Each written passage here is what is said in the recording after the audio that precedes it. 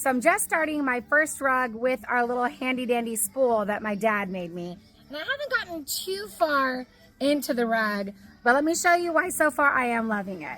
Now, when you normally roll up your ball, you always have to be careful for this not to get twisted.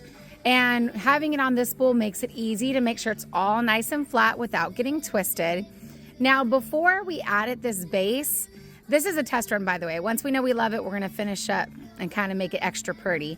But once it was rolled up and it was great, without this base, whenever I pulled, it would unwind way too fast. And it would also slide all over the table.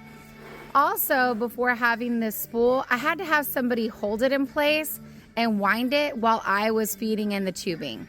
Having the extra heavy base allows me to do all of this by myself.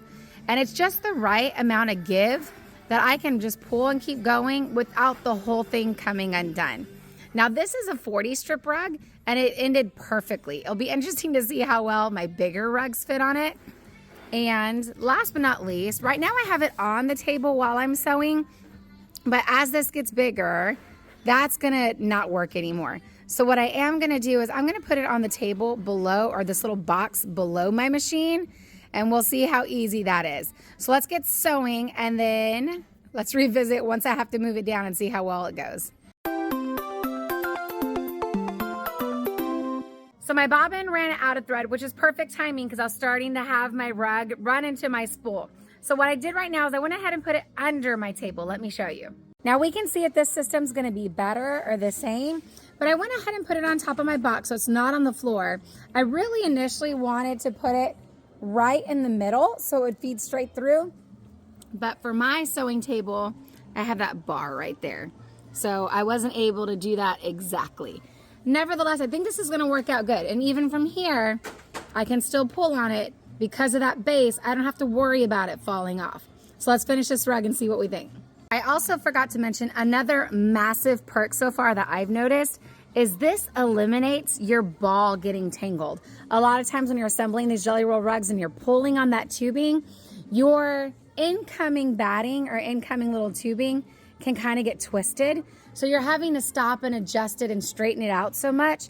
Having it on this winder completely eliminates that. Okay, let's finish this rug.